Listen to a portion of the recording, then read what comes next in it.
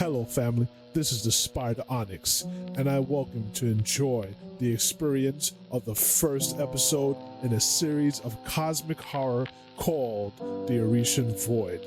We're about to take a trip into a dark and mysterious past that a lot of us have forgotten, but has not forgotten us. This series takes heavily from the African diaspora lore, a memory of the motherland that endured through hard times. Our three protagonists are thrust into a nightmare plagued by cosmic forces unknown to us and divine forces we have forgotten. Episode 1 focuses on the question, do you know who you are? Our protagonists are about to find out that question as the darkness begins to form around them and tightens its cold noose. Let's pray that they aren't consumed.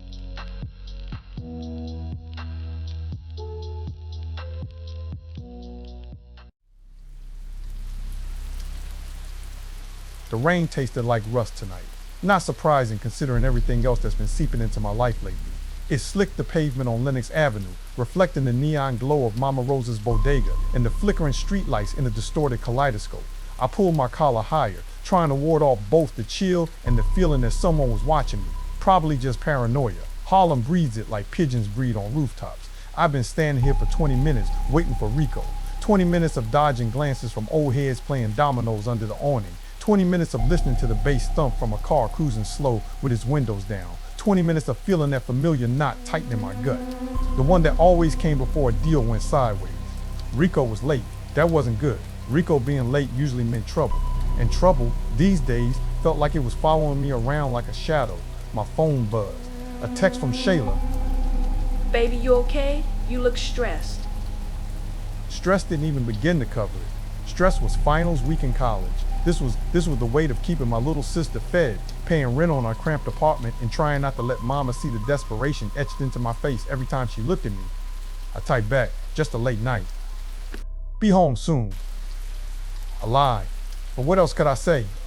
Rico finally pulled up in his beat-up Crown Vic, tinted windows gleaming under the streetlights. He didn't bother with pleasantries.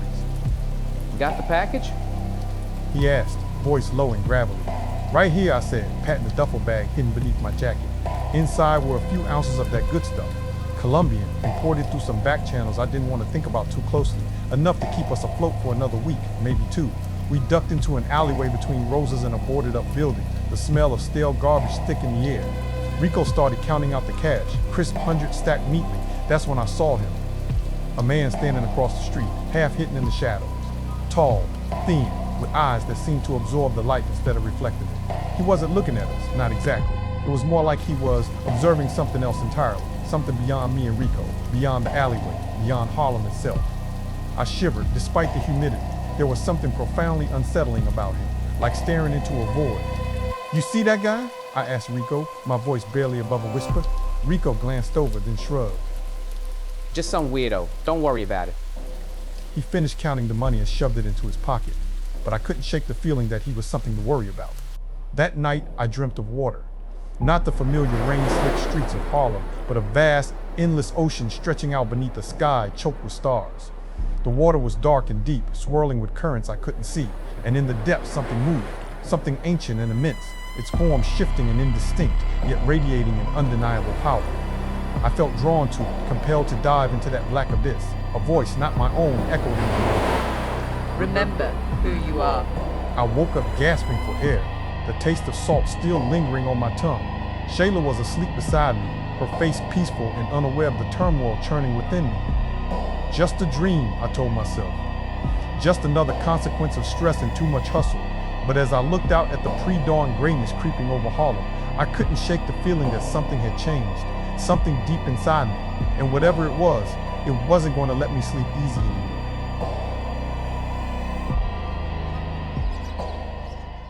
The sunlight filtering through the blinds felt weak, almost apologetic. It couldn't penetrate the lingering chill that clung to me, a residue of that dream ocean. I lay there for a long time, staring at the cracked ceiling, trying to piece together the fragments of memory, the vastness of the water, the shifting form in the depths, that insistent voice whispering about remembering. Shayla stirred beside me, stretching languidly. Good morning, babe. She mumbled, her voice still thick with sleep. She ran a hand through her hair, pushing it back from her face. You look like you saw a ghost. Just a weird dream, I said, trying to sound nonchalant. Easier said than done when the feeling of salt water lingered on my skin. She propped herself up on her elbow and studied me with those knowing eyes of hers. The kind that sticks with you. I nodded slowly. Yeah, something about water and remembering something I don't know, Shayla sighed, a familiar weariness settling over her features. Remembering what it's like to breathe without this concrete pressing down on us. She looked around the cramped apartment, the peeling wallpaper, the mismatched furniture, the faint smell of mildew that clung to everything. Sometimes I dream about open fields, Tyrone. Fields stretching as far as you can see with wildflowers and space. I reached out and gently stroked her cheek. Me too, I admitted quietly. I dream about getting us out of here, somewhere quiet, somewhere we don't have to worry about every dollar, every corner, every shadow. It was a conversation we'd had countless times before, the shared fantasy of escape, the unspoken acknowledgement that it felt increasingly impossible. Harlem held us tight, its grip tightening with each passing year. What do you think it takes to really get away? To build something real? I shrugged, avoiding her gaze. Hard work, smart choices, a little luck.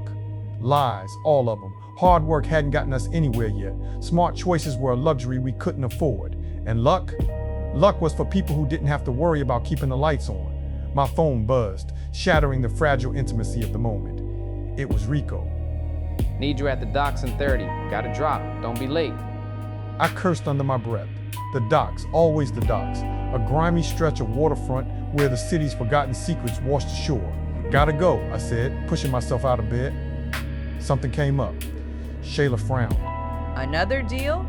Yeah, I mumbled, avoiding her eyes again. The truth, that these deals were slowly eroding everything we hoped for, felt too heavy to voice. She didn't press me, she knew the drill.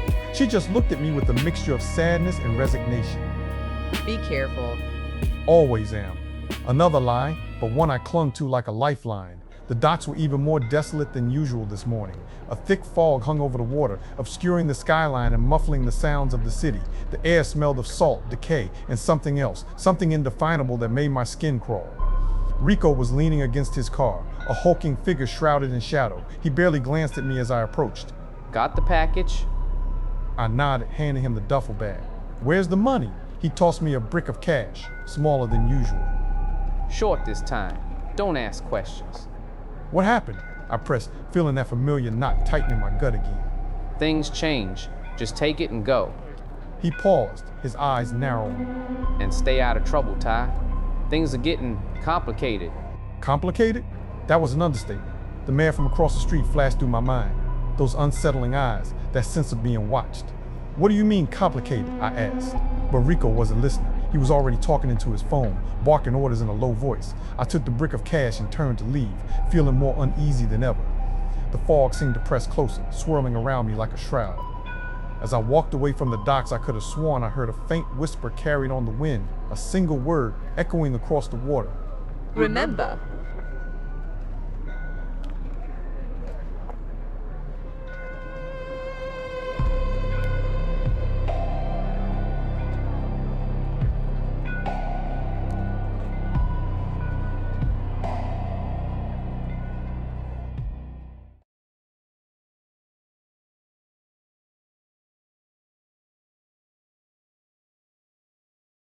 The white was the first thing I registered, a blinding, sterile white that pressed down on me like a physical weight. White walls, white ceiling, white sheets pulled tight over a narrow bed. Everything was clean, too clean. It felt wrong, like something had been scrubbed away, leaving only emptiness behind. My head throbbed with a dull ache, and my mouth tasted like dust. I tried to sit up, but my limbs felt heavy, disconnected. A wave of nausea rolled over me, and I squeezed my eyes shut against the swirling darkness.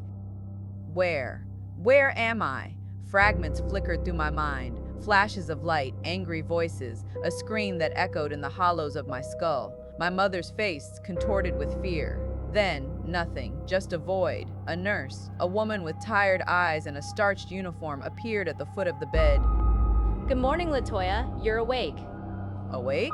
Was I ever asleep? It felt like I'd been trapped in a nightmare for an eternity. What?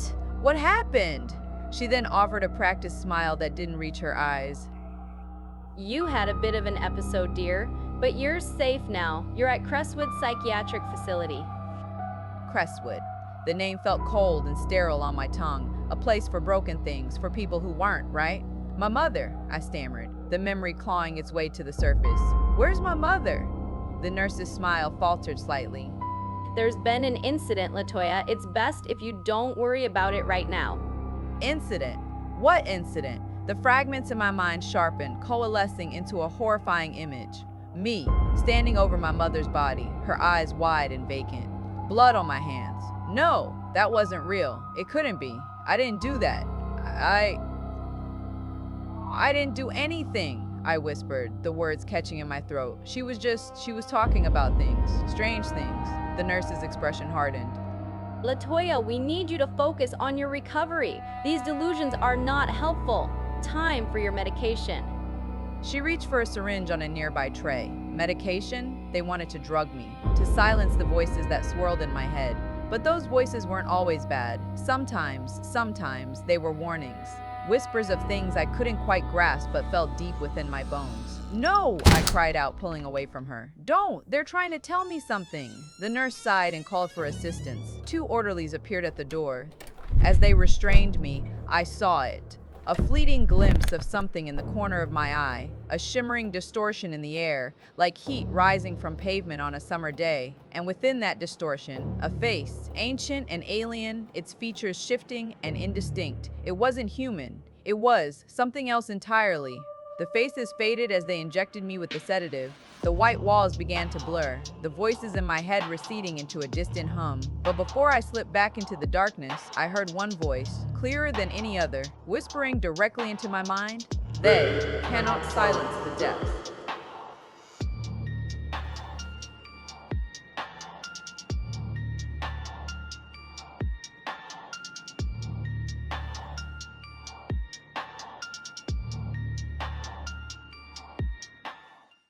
The medication dulled everything, but it didn't silence them. The voices were still there, murmuring beneath the surface of my consciousness, like currents flowing deep within the ocean. Before, they'd been a chaotic jumble, fragments of conversations, distorted memories, terrifying whispers. Now they felt different, more focused. I lay in bed, staring at the ceiling tiles, trying to sift through the noise. The nurse had left hours ago, leaving me alone with my thoughts and the persistent hum of the fluorescent lights. They said I was delusional, that these voices were a symptom of my illness. But what if they weren't? What if they were something else? A voice, clearer than any other, resonated within my mind. Listen closely, child. The veil thins. It wasn't an angry voice or a threatening one. It was ancient and resonant, like the sound of waves crashing against a distant shore. A sense of profound peace washed over me, momentarily eclipsing the fear and confusion that had consumed me for so long. I focused on the voice, letting it guide me through the labyrinth of my thoughts. Images began to coalesce, not the fragmented memories of the incident with my mother, but something older, deeper. Visions of a vibrant coastal city, teeming with life and color. People dancing in the streets, chanting ancient songs. A woman, tall and regal, adorned with shells and coral, standing before a vast ocean, her eyes filled with wisdom and power. The voice spoke again. Olokun remembers you. You are of her lineage. Olokun? The name stirred something within me, a faint echo of forgotten knowledge. My mother, she'd been researching African spirituality, hadn't she, before everything went wrong. I remembered snippets of conversations, hushed tones and cryptic references to Orishas, powerful deities who govern different aspects of life.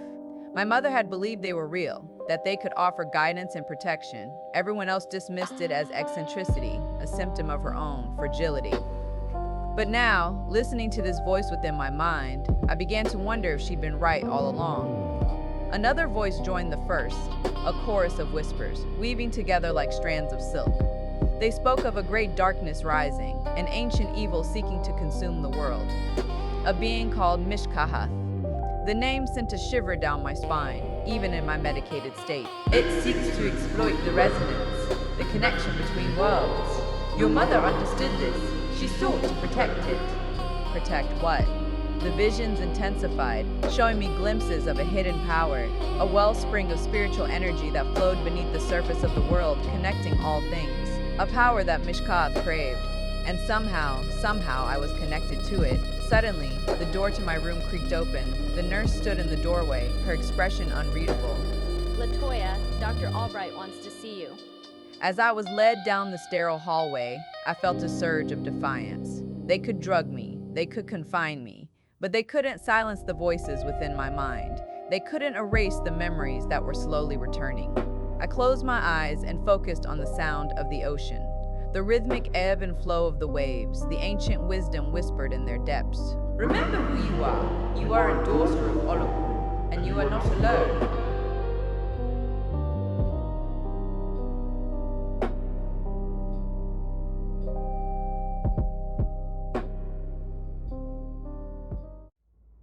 Dr. Albright's office was a study in calculated calm. Muted colors, minimalist furniture, an air of sterile professionalism that felt more oppressive than comforting. He sat behind a large mahogany desk, his posture impeccable, his gaze assessing. He looked less like a healer and more like a collector examining a specimen. Latoya, it's good to see you're participating. Let's talk about your memories. I shifted uncomfortably in the stiff chair opposite him. I told you, I don't remember much, just flashes. He steepled his fingers, a gesture that seemed designed to intimidate. Flashes of violence, flashes of accusations. It's quite common for patients experiencing dissociative episodes to have gaps in their recollection. I didn't do anything, I repeated, my voice trembling slightly despite my efforts to remain calm. My mother was, I trailed off. Unable to articulate the swirling chaos of memories and visions that plagued me, he leaned forward, his eyes fixed on mine with an unsettling intensity. Your mother was a troubled woman, Latoya, prone to flights of fancy and delusions of grandeur. It's understandable you might have been influenced by her beliefs, but we can help you separate reality from delusion. He then launched into a lengthy psychoanalysis, peppering his questions with patronizing phrases and dismissive nods. He seemed more interested in confirming his own theories than listening to what I had to say. It felt like he was dissecting me, reducing me to a collection of symptoms and diagnoses. We've been developing a new compound, a neurostabilizer. Early trials have shown remarkable results in patients with your unique condition. It can significantly reduce your hallucinations, improve your cognitive function. I don't want it, I said firmly, surprising even myself with the strength of my voice. I'm not hallucinating.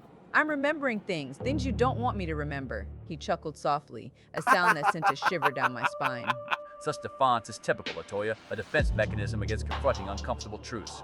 We believe your case presents a unique opportunity for research. I'm going to enroll you in an experimental program. It will involve more intensive monitoring and therapeutic interventions. Enroll me? Without my consent?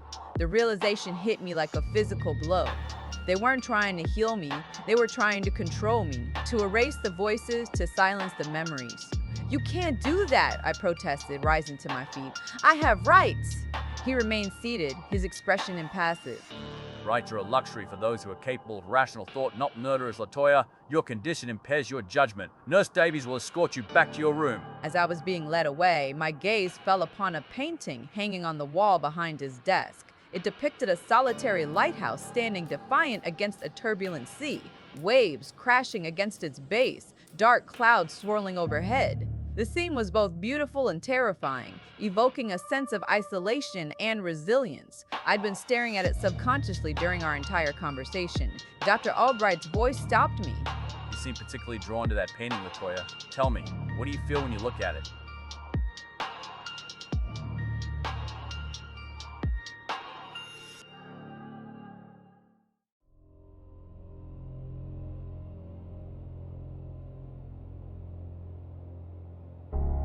A notification popped up on my screen, cold and impersonal amidst the chaos of debugging a particularly nasty piece of malware.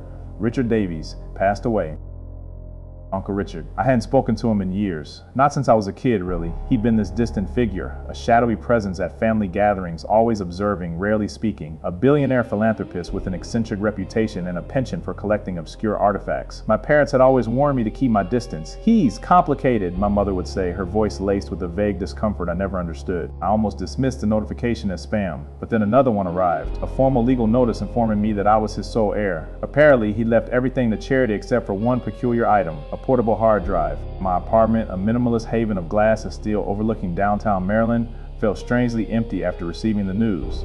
The hum of my servers, usually a comforting background noise, now seemed like a mocking reminder of my own solitary existence. I ordered takeout, pad thai, my usual comfort food, but found myself barely tasting it. The courier arrived an hour later with a small, nondescript package. Inside was the hard drive. It wasn't sleek or futuristic like anything I'd ever seen. It looked old, antiquated even.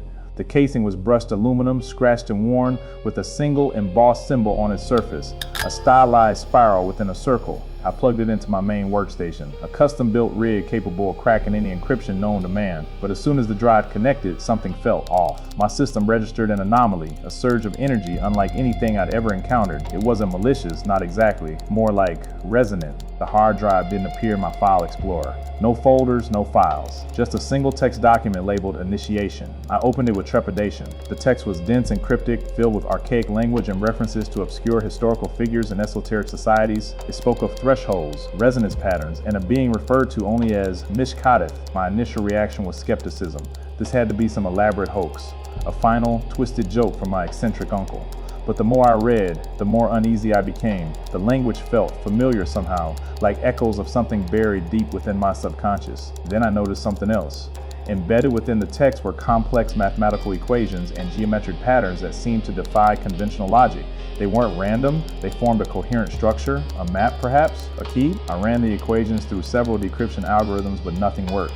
The encryption was unlike anything I'd ever seen. It wasn't based on traditional cryptography, it felt organic, like it was evolving as I tried to break it. As I delved deeper into the data, my system began to exhibit strange behavior. Glitches appeared in my monitors, fleeting images of swirling water and distorted landscapes. My network connection fluctuated wildly. The air in my apartment seemed to thicken, charged with an almost palpable energy. I paused, running a diagnostic scan on my hardware. Everything was functioning within normal parameters, yet the anomalies persisted. It was as if the hard drive wasn't just storing data, it was broadcasting something that was affecting my reality.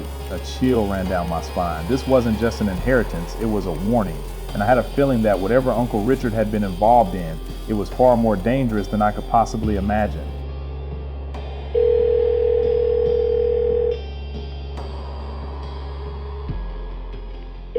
Shauna, you free for a minute? I asked into my headset, trying to keep the tremor out of my voice. The unsettling energy radiating from the hard drive was starting to fray my nerves. Bishop? Wow, haven't heard from you in ages. Shauna's voice crackled through the speakers, laced with amusement and a hint of something else, a familiar warmth that stirred a faint memory of late-night coding sessions and shared pizza at Howard. What's up? I quickly explained the situation, Uncle Richard's death, the hard drive, the bizarre encryption. I tried to describe the anomalies my system was experiencing, but it felt like trying to explain color to someone who had only ever seen black and white. Sounds intense. Let me take a look. Can you send me the file? I frowned. That's the problem. I can't. It won't register as a standard file, and I can't share my screen either. Every time I try, the connection drops. Seriously? That's weird. It's like something is actively blocking it. Exactly, I replied, running a hand through my hair. I need your expertise, Shauna. You always had a knack for cracking the uncrackable. All right, don't butter me up. But honestly, this sounds beyond anything I've encountered before. Forget sending it remotely. Let's meet in person. Now that I think about it, Howard is still convenient for me. My office at the Computer Science Building? Sounds good, I said with a sigh of relief. Having someone physically present felt safer than relying on digital connections that seemed to be actively sabotaged. As I hung up, my system went haywire again. A cascade of pop-up windows flooded my screen. A chaotic jumble of cryptic messages and links to bizarre websites. One link led to a page filled with swirling geometric patterns that pulsed with an unsettling rhythm. Another displayed a series of ancient symbols arranged in a seemingly random order. I frantically tried to close the windows, but they multiplied faster than I could shut them down. My system was being hijacked, not by malware, but by something else. Something intelligent and malevolent. Then, a new message appeared on my screen, the spiral calls. A chill ran down my spine. The same symbol that was embossed on the hard drive. It felt like I was being watched, monitored, like someone or something was playing with me. I disconnected my computer from the internet and powered it down, severing the connection to whatever entity was trying to communicate through my system. But the feeling of unease lingered, clinging to me like a shroud. The drive to Howard wasn't easy. My GPS kept rerouting me, sending me down unfamiliar streets and dead ends. Street lights flickered erratically, casting long, distorted shadows that seemed to ride with a life of their own. It felt like the city itself was conspiring against me. Finally, I arrived at Howard University's computer science building, a sprawling brick structure buzzing with activity. Finding Shauna's office wasn't difficult. Her nameplate gleamed proudly on the door. She greeted me with a warm smile and a concerned expression. You look like you've seen a ghost. So, what's this all about?